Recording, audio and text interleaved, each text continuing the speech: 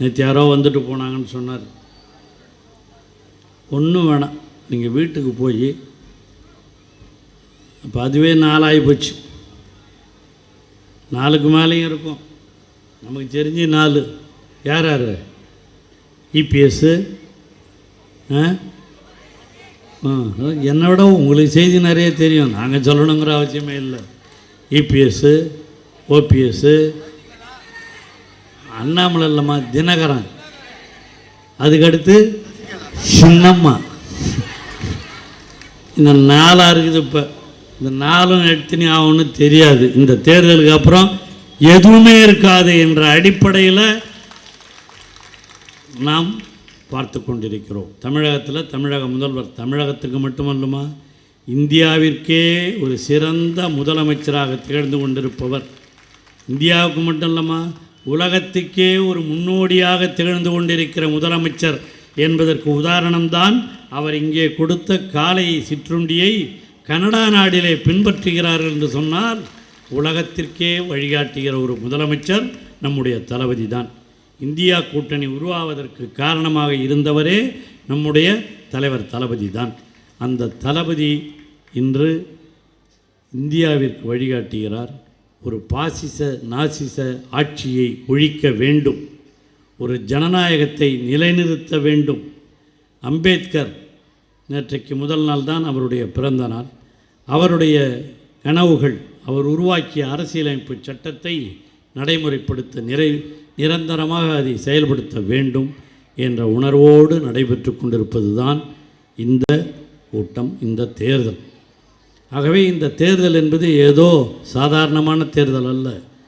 அடுத்த தேர்தல் நடக்க வேண்டுமா என்பதை முடிவு செய்கின்ற தேர்தல் இந்த நாடாளுமன்ற தேர்தல். இதில் மட்டும் தப்பு தவறி மோடி வந்துட்டா நாட்டில் தேர்தலே இனிமேல் இருக்காது. பாசிசமும் நாசிசமும், பாசிசம் நாசிசம்லாம் வரலாறு படித்த மாணவர்களுக்கு தெரியும். முசோலினி, ஹிட்லர் இருக்கிற பொழுது அவர்கள் சொன்னதான் தேர்தல்ன்ற பேரில் வச்சுட்டு அவங்களே ஹிட்லர் ஆட்சியை கைப்பற்றிட்டார். அதுதான் ஃபாசிஸ்ட் அண்ட் நாசிஸ்ட் என்று சொல்லுவார்கள். அந்த பாசிச நாசிச ஆட்சியை இந்தியாவிலே கொண்டு வர வேண்டும் என்று செயல்பட்டு கொண்டிருப்பவர் தான் இன்றைய மோடி. அதை நீங்கள் புரிந்து கொள்ள வேண்டும். இங்கே கூட சொன்னார் சேகர் பாபு, நேற்று யாரோ வந்து பேசிட்டு போனார். அவருக்கெல்லாம் பதில் சொல்ல வேண்டிய அவசியமே இல்லை. நீங்களே கேட்பீங்களா கேட்க மாட்டீங்களா? 10 வருஷமாக ஆட்சியில் இருந்தே என்னையா பண்ணீங்க எங்களுக்கு? 3 ஆண்டுகளில் தமிழகத்தினுடைய முதல்வர் தலைவர் கொடுத்திருக்கிற சாதனைகள், அதை நீங்கள் வீட்டுக்கு போய் சொன்னாவே போதும். இன்னும் நேற்று வந்த மாதிரி கூட பேசியிருப்பாருன்னு நினைக்கிறேன். என்ன பேசினான்னு எனக்கு தெரியாது. அவர் நீட்டை பற்றி அடிக்கடி பேசிங்கிறார். நீட்டு அவங்க ஆட்சியில் தான் கொண்டாந்தாங்க, நாங்கள் தான் அது கோர்ட்டுக்கு போனோம், அவங்க கொண்டாந்துட்டு இவங்க சொல்கிறாங்கன்னார். கலைஞர் இருக்கிறவரில் நீட்டை தமிழ்நாட்டிற்குள் நுழைய விடாமல் தடுத்தவர் கலைஞர். ஒன்றிய அரசாங்கம் சட்டம் போட்டான், ஆனால் அப்பொழுதே அதற்கு நீதிமன்றத்திற்கு சென்று விதிவிலக்கு வாங்கி தமிழ்நாட்டிற்குள் நீட்டு நுழையக்கூடாது என்று நடத்தி காட்டியவர் தலைவர் கலைஞர். உண்டா இல்லையா? நுழைஞ்சுதாப்பா? ஏன் இன்னும் கேட்டால் ஜெயலலிதா அம்மா இருக்கும்போது கூட நுழையிலையா? நீ கொண்டாந்து நுழைச்சிட்டு அதை தடுத்து நிறுத்த முடியாமல் இன்றைக்கி பார்த்து நீட் அவர்கள் காலத்தில் வந்தது, இவர் தான் பேசுகிறது, இவருதுங்க தான். இதை விட்டால் இபிஎஸ்க்கு வேறு என்ன தெரியும்? இன்னும் கொஞ்ச நாள், இன்னும் இந்த எலெக்ஷன்லாம் முடிஞ்சதுன்னா அப்புறம் க்ளோன் அதெல்லாம் சரியாயிடும். அந்த பிரச்சனை கூட தெரியாமல் பேசிக்கிட்டு இருக்கவர் அவர். அதே மாதிரி ஒரு இதை எடுத்து காமிக்கிறார். நம்ம இளைஞரணி செயலாளர் உதயா அவர்கள் செங்கல்ல எடுத்து காமிக்கிறாராம். அதுக்கு இவர் ஒரு படத்தை 4-5 படத்தை பிடிச்சினுட்டார், அதை காமிக்கிறார். அந்த படத்தை காமிச்சிக்கினே இருக்கிறார். இவர் இன்னமும் எல்லாம் தெரிஞ்ச ஒரு மாதிரி, எல்லாம் பண்ண ஒரு மாதிரி. சட்டமன்றத்தில் யார் யார் என்னென்ன பேசுனாங்கன்னு எல்லாத்தையும் பேச விடுறது தானே. அவங்க யாரோ பேசினாராம், தலைவர் பேசினாராம், அதெல்லாம் போட்டு காட்டினுக்கிறார். நாங்கள் பேசினதை சொல்லட்டுமா? நானே பேசுகிறேன் சட்டமன்றத்தில். இந்த டாஸ்மாக், சேகர் பாபு கூட அப்போ அசம்பிளியில் இருந்தார்னு நினைக்கிறேன். டாஸ்மாக் பற்றி பேசும்போது நம்ம என்ன பண்ணாங்க, டாஸ்மாக் கொண்டாந்தாங்க. அவங்களுடைய மறைந்தவர்களை பற்றி கொஞ்சம் தவறாக பேச வேண்டும் என்பதல்ல, பேசும்போது சொன்னாங்க அவங்க, நான் இந்த மாதிரி டாஸ்மாக் கொண்டு வந்திருக்கிறேன். டாஸ்மாக் அதாவது தனியார் அதுக்கு முதல்ல இந்த இதெல்லாம் நடத்திக்கிட்டு இருந்தாங்க. அரசாங்கமே இனி நடத்தும், அதுதான் டாஸ்மாக் கொண்டாந்தது, அவங்க தான் கொண்டாந்தாங்க. அப்போ நான் எழுந்துச்சி சொன்னேன், ஏம்மா அதெல்லாம் வேண்டாம், அரசாங்கம் எடுத்துக்கிறதுங்கிறது மிக மிக பெரிய தப்பு, இந்த மாதிரி எடுத்துக்கூடாது, அதெல்லாம் அரசாங்கம் செய்யக்கூடாது, தனியார்கிட்ட விட்டு போங்க, அவங்க எதனா பண்ணிட்டு போட்டோம். நீங்கள் தனியார்கிட்ட விடுறதால அரசாங்கம் எடுக்கிறதுனால அதை சாப்பிட்றவனுக்கும் கஷ்டம். ஏன்னா அவன் 9, 10, 12 கூட போய் சாப்பிடுவான். தனியார் கடையில் இருந்ததுன்னா, அரசாங்கத்தில் இருந்ததுன்னா 8, 9 மணிக்கெலாம் கடையெல்லாம் மூடுவாங்க, கிடைக்காதுமா, அதெல்லாம் வேண்டாம், தனியார்கிட்டே இருக்கட்டும், அரசாங்கத்துக்கு வேண்டாமா, அதை எடுத்து நடத்த வேணான்னு சொன்ன உடனே அந்த அம்மா என்ன பண்ணாங்க, மாண்புமிகு உறுப்பினருக்கு இதில் மிகுந்த அனுபவம் போலும் அப்படின்னாங்க. எதை சொல்கிறாங்கன்னு தெரியுது அவங்களுக்கு? மிகுந்த அனுபவம் போலும் டாஸ்மாகில். நான் சொன்னேன், மாண்புமிகு முதல்வர் அவர்களே, உங்களுக்கு அதில் எந்த அனுபவமோ அதே அனுபவம் தான் எனக்கும். சட்டமன்றத்திலே பேசினாங்க. அப்படின்னு உடனே கொதிச்சு இந்த துரைமுருகன் தான் சொல்லுவார், எப்பா அந்த அம்மாவுக்கு அந்த கோவம் ஒன்று அடித்தே போயிருக்கும் பொழுது சரியா அப்போ அப்படின்னு சொல்லிட்டு அன்றைக்கி நைட்டே எங்கள் வீட்டில் ரெய்டு, அதெல்லாம் நடந்துட்டு போட்டோம், அதை பற்றி பிரச்சனை இல்லை. இந்த மாதிரி தான் அந்த அம்மாவை பற்றி நாம் ஒன்றும் மறைந்தவர்கள் அவர்களை தவறாக பேச வேண்டும் என்ற எண்ணம் இல்லை. ஆனால் அரசியலிலே இதெல்லாம் ஒருவரை விமர்சிப்பது, எதிர்க்கட்சியில் இருக்கிற பொழுது பேசுவது, ஆளுங்கட்சியில் பேசுவது என்பது இயற்கை. அந்த உணர்வோடு தான் அவர்களுடைய செய்திருக்கிற குற்றங்களை சுட்டி காட்டுவது என்பது நடைமுறை. அதைத்தான் செய்திருக்கிறோம். தலைவர் தளபதி அவர்கள் நிச்சயமாக எதிர்க்கட்சியில் இருக்கிற பொழுதும் சரி, ஆளுங்கட்சியில் இருக்கிற பொழுதும் சரி, அவர் இந்த திராவிட இயக்க கொள்கையை வலியுறுத்துவதிலே அவரை போல ஒருவரை நாம் பார்க்க முடியாது. அப்படி தான் பண்ணார். இன்றைக்கி இன்னொன்று சொல்லியிருப்பார், வந்த உடனே யாரையோ ஒருத்தனை எடுத்து வச்சிக்கணும் பாட்டிலுன்னு. ஏண்டா உங்கள் ஆளுங்க தான் பாட்டில் போட்டு இன்றைக்கி யார் ஒருத்தர் ஹெல்த் மினிஸ்டராக இருந்தார், அப்போ அவர் கொண்டாந்து விற்க சொல்லி வாங்கி பணத்தை எல்லாம் கொள்ளையடிச்சு தான் இன்றைக்கும் கேஸ் இருக்குது. அதெல்லாம் விட்டுவிட்டு யாரோ ஒருத்தம் பண்ணால் அதுக்கு மேலே நாம் ஏன்னா அவங்கள கட்சி விட்டே நீக்கிய ஒரு முதல்வர் நம்முடைய தலைவர் தளபதி அவர்கள். யாரும் தப்பு செய்யக்கூடாது, ஒழுங்காக இருக்க வேண்டும் என்று எண்ணுகிற தலைவர் நம்முடைய தளபதி அவர்கள். நீ அவன் பேர் இவ்வளோ கேஸ் இருந்த, இவ்வளோ கொள்ளையடிச்சான்னு இருந்ததை நீ எதனா நடவடிக்கை எடுத்தியா? எடுக்க மாட்டேன். ஏன்னா அதில் கமிஷனே உனக்கு தானே முக்கால்வாசி வந்தது, அங்கே போனது கொஞ்சம் தானே. அந்த மாதிரி ஒரு சூழ்நிலையில் இருந்தவர்களெல்லாம் நேற்று உங்களை பார்த்து சொல்லுகிறார்கள் என்று சொன்னால் நீங்கள் எண்ணி பார்த்திட வேண்டும். ஆக இந்த திராவிட மாடல் ஆட்சி என்பது ஏதோ சாதாரணமானது அல்ல. எல்லோரும் கல்வி கற்க வேண்டும், எல்லோரும் படிக்க வேண்டும், ஆணும் பெண்ணும் சமம், சமூக நீதி, அதுதான் மிக மிக மிக முக்கியம். இன்னொரு கட்சி இது அதிமுக, இந்த நாளாக போய் இப்போ பிரிஞ்சு போய் கிடக்குது. 10 வருஷத்தில் மக்களுக்காக எதையுமே செய்யாத ஒரு ஆட்சி. அவங்க எது வேணாலும் பண்ணலாம். இன்னொருத்தவர் பிஜேபி மோடி. இந்த மோடிக்கு இந்த லேடிங்களை கண்டாவே பிடிக்காதுங்க. எந்த திட்டத்தையும் எதையும் செய்யறதில்லை. இந்த மோடிக்கு குறிப்பாக மோடியை பொறுத்தவரையில் அவர் எதனா இந்த 10 ஆண்டுகளில் சொன்ன வாக்குறுதிகளை இன்னைக்கு கூட நான் 100 கேள்வி கேட்கிறேன்னு சொல்லியிருக்கிறாரு. அதுக்கு பதிலெலாம் கூட இன்று திராவிட முன்னேற்றக் கழகத்தின் சார்பாக பதிலளிக்கப்பட்டிருக்கிறது. 100 கேள்வி அவர் நம்மளை கேட்குறான். நாங்கள் 1000 கேள்வி கேட்பேன் அவனை பார்த்து. இந்த ஸ்டேட் பேங்க்கில் நீ அடித்து இந்த வங்கி மூலமாக நிதி கொடுக்கலாம்னு சொல்லி அதில் அடித்த ஊழலை விடவா நீ அடிச்சிருக்கிறிய 2 பேரை வச்சுக்கிட்டு இந்த நாட்டையே கலக்கிட்டுருக்கிறிய அந்த ஊழலை விடவா வேறு எங்கன்னா செய்ய முடியும்? அவங்க பேர் என்ன? அதானி அம்பானி. நல்லா தானியாக வச்சுக்கிறான். தானியும் பானியும் வச்சுக்கிட்டு நாட்டையே கொள்ளையடித்து கொண்டிருக்கிற மோடி இன்று மற்றவர்களை பார்த்து குறை சொல்வதற்கு ஏதேனும் அருகதை இருக்கிறதா, தகுதி இருக்கிறதா? தயவுசெய்து வந்திருக்கிற தாய்மார்கள் எண்ணி பாருங்கள். ஆகவே தான் இந்த அடிப்படையிலே கொள்ளையடித்து கொண்டிருக்கிற அவர்கள், நாட்டிற்கு எதையுமே செய்யாத அவர்கள், எல்லாருக்கும் 15 லட்ச ரூபா அவங்க வங்கியில் போடுவேன்னார். எல்லாம் எவ்வளோமா வச்சுருக்கீங்க? யாருக்குன்னா வந்திருக்கா? சொன்னதோடு சரி. அவர் நம்மளை கேட்குறாரு. அவர் கேட்குறதுக்கு என்ன யோகியதை இருக்குது? மோடி இந்த 10 ஆண்டுகளிலே தமிழகத்திற்கு மட்டுமல்ல எல்லா மாநிலங்களையும் வஞ்சித்திருக்கிறார். அதில் தமிழ்நாட்டை மிக மிக மிக மோசமாக வஞ்சித்திருக்கிறார். அதை தான் நீங்கள் நினச்சி பார்க்கணும். ஆக தமிழ்நாட்டை பொறுத்த வரையில் இன்று விளையாட்டுத் துறையிலும் சரி, இளைஞருடைய வளர்ச்சியிலும் சரி, மற்ற எல்லாவற்றிலேயும் வளர்ந்திருக்கிற மாநிலம் தமிழ்நாடு தான் என்பதை எல்லோரும் உணர்ந்திருக்கிறார்கள். அதற்கு நம்முடைய மாண்புமிகு அமைச்சர் உதயநிதி அவர்கள் எடுத்துக்கொண்டிருக்கிற முயற்சியும் சாதாரணமானது அல்ல. எல்லா விதத்திலேயும் நாம் செயல்பட்டு கொண்டிருக்கிறோம். அவங்க வேறு ஒன்றும் சொல்கிறாங்க கூட்டு வச்சுக்கிட்டு. யார்? மோடி. இதெல்லாம் குடும்பம். ஆமாண்டா, அதான் கரெக்ட். முதலமைச்சர் நல்லா அழகாக சொன்னார். திமுக என்பதே ஒரு குடும்பம் தான், நாங்கள்லாம் ஒரே குடும்பம் என்று தான் அவர் சொன்னார். அதில் என்ன தப்பு? அவர் கூட மேடையில் உட்காந்துருந்தாங்களே எல்லாம் யார் யார் நினச்சி பாருங்க. வாசன் யார்? வாசன் யார்? அவர் குடும்பம் கிடையாது. மூப்பனார் புள்ள, மூப்பனார் புள்ள அவர். அந்த மாதிரி அங்கே மேடையில் இருந்த ஒருத்தன் கூட தனியாக இண்டிவிஜுவலாக வந்தவங்க கிடையாது, எல்லாம் குடும்பத்திலேருந்து வந்தவங்க தான் அத்தனை பேரும். அவர் பார்த்து நம்மளை பார்த்து சொல்கிறாரு. ஆக இதெல்லாம் அவங்களுக்கு சகஜமாகி போச்சு. இப்போ அதிலிருந்தே பாதி பேர் விலகி விலகி விலகி வந்துக்கிட்டு இருக்கிறாங்க. அவங்களுக்கு அதிகமாக இருந்த மாநிலங்கள்லாம் கூட இப்பொழுது வீழ்ச்சி அடைந்து கொண்டிருக்கிறது. அவங்க சொன்னாங்க 400 40 அவர்கள் வெற்றி பெறுவார்களா இந்தியாவில் என்பது இன்று வேடிக்கையாக இன்று மக்களிடம் இருக்கிறது. கருத்து கணிப்புகளெல்லாம் தெரிவித்துக் கொண்டிருக்கின்றன. தமிழகத்திலே இருப்பது 40 மட்டுமல்ல, இந்தியாவிலே உண்மையிலேயே 400 பெறப்போவது இந்தியா கூட்டணி தான். அதுதான் தலைவர் சொன்னார், நாடும் நமதே 40 நமதே நாடும் நமதே என்று சொன்னார். என்று சொன்னால் அதுதான் பொருள்.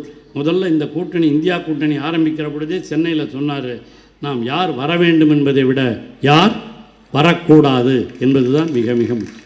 மதவெறியை தூண்டி விட்றாமா? பின்ன அதை உட்காந்துங்கிறாங்க ஒரு இஸ்லீம் அம்மா, எதிரில் இஸ்லாத்தியர் இருக்காங்க, இங்கே உட்காந்துங்கத்தில் பாதி பேர் கிறிஸ்டின்ஸ் இருப்பீங்க, எல்லாம் கிறிஸ்துவர்கள் இஸ்லாமியர்கள்லாம் நாமெல்லாம் வெவ்வேறவாக இருக்கோம். எல்லாம் என்ன மாமு, என்ன மச்சான், என்ன அண்ணா, என்ன தம்பி, அப்படி தானே பழகிட்டு இருக்கோம். எந்த வேறுபாடும் இல்லையே. வேறுபாடு இல்லாமல் பழகி கொண்டிருப்பவர்கள் தானே நாம். அதுதானே திராவிட மாடல், அதுதானே முக்கியம். அதுவும் இஸ்லாத்திலிருந்து நமக்கு கல்யாண பத்திரிக்கை வந்தோன்னா போகாமல் இருக்கவே மாட்டோம், போயிடும். அது ஏன்னு உங்களுக்கு தெரியும்.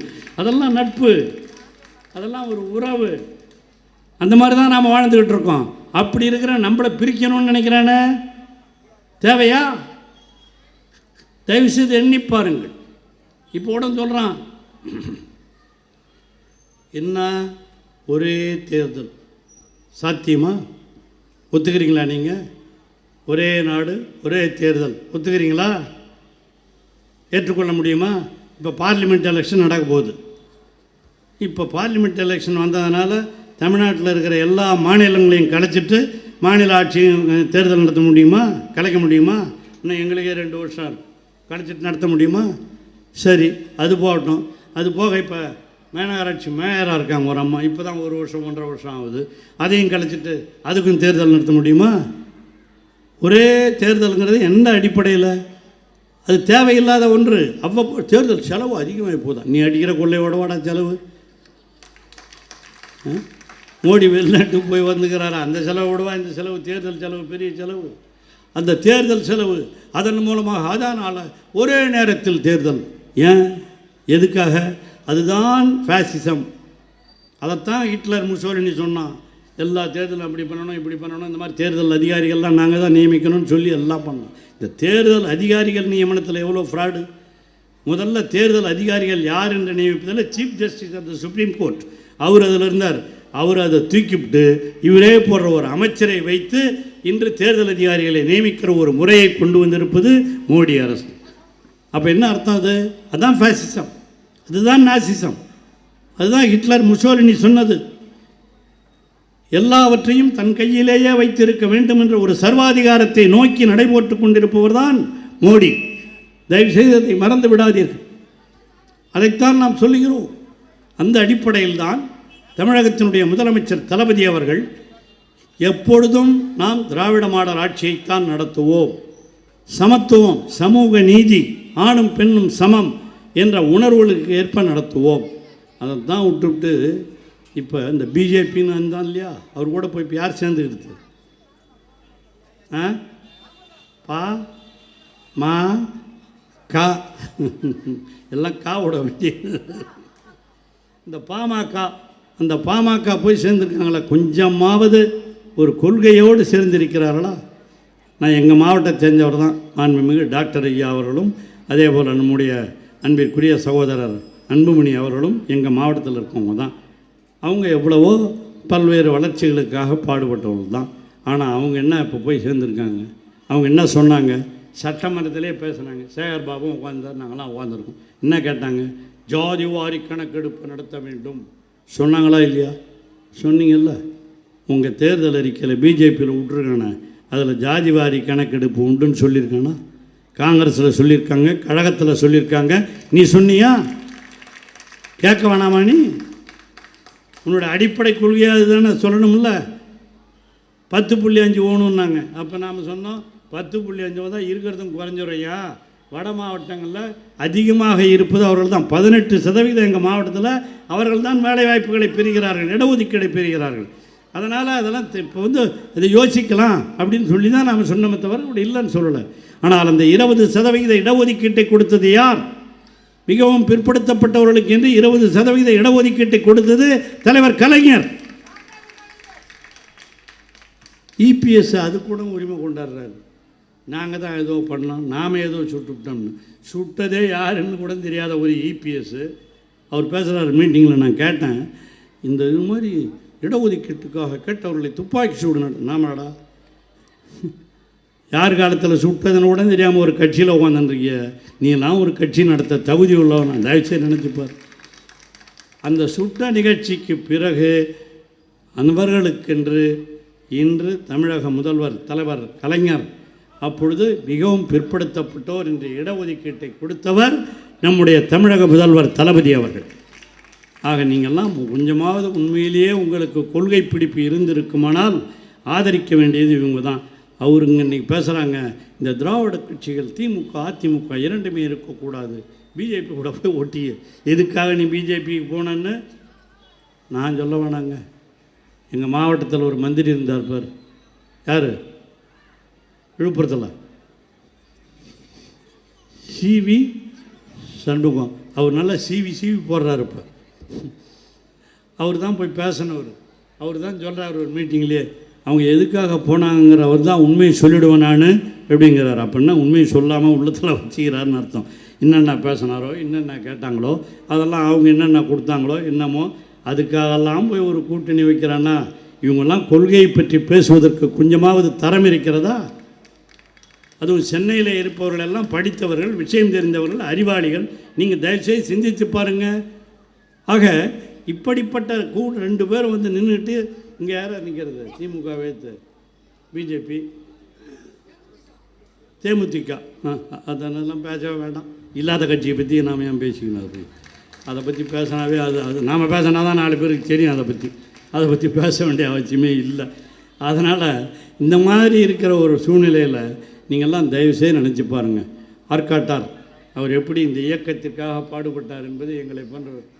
இங்கே கலாநிதி, இது சென்னையில் சொல்கிறேன், சென்னையில் அதே மாதிரி கலாநிதி, இங்கே தயாநிதி மாறன், அங்கே அதே மாதிரி நம்முடைய தமிழச்சி தங்கபாண்டியன், எல்லாருடைய ஃபாதர்ஸுமே என் கட்சியில் வளர்த்து இந்த கட்சியை வளர்ப்பதற்கு காரணமாக இருந்தவர். ஆற்காடாக இருந்தாலும் சரி, அண்ணன் மாறனாக இருந்தாலும் சரி, அண்ணன் அதே மாதிரி தங்கபாண்டியனாக இருந்தாலும் சரி. தங்கபாண்டியன்லாம் என் கூட ரொம்ப நெருக்கமாக இருந்தவர். அப்படி பழகியவர்கள் நாங்கள் எல்லாம். அவங்கெல்லாம் கட்சியை வளர்த்தவர்கள். அவர்கள் இல்லாவிட்டாலும் அவருடைய பிள்ளைகள் என்று இந்த இயக்கத்தை சென்னையிலே கட்டி காக்க வேண்டும் என்ற உணர்வோடு பாடுபட்டு கொண்டிருக்கிறார்னு சொன்னால் அதுதாண்டா திமுக. அதுதாண்டா ஒரு குடும்பம் என்பது. திமுக என்பது ஒரு குடும்பம்.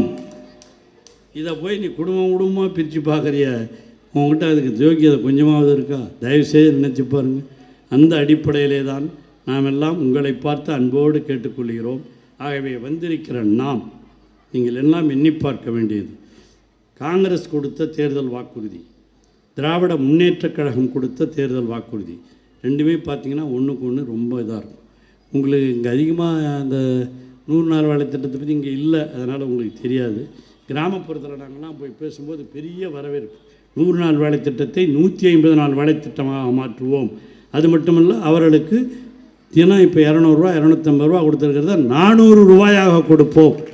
நேற்று பேசின அந்த இபிஎஸ் உள்ளாட்சி தேர்தலே நடத்தாதனால அந்த 100 நாள் வேலை செஞ்சவங்களுக்கெல்லாம் 80 ரூபா 100 ரூபா கொடுத்துட்டு அதிகாரிகளே பாதி அடிச்சுட்டு போட்டான், போகலை. ஆனால் தமிழக முதல்வர் தளபதி வந்த பிறகு தான் கரெக்டாக 275 ரூபா கொடுக்கணும்னு சொல்லி இந்த ஊராட்சி தேர்தலை நடத்தினதால ஊராட்சி மன்ற தலைவர்கள் அவங்கெல்லாம் போய் கொடுத்துக்கிட்டு இருக்காங்க. அதெல்லாம் நடந்துக்கிட்டு இருக்கு.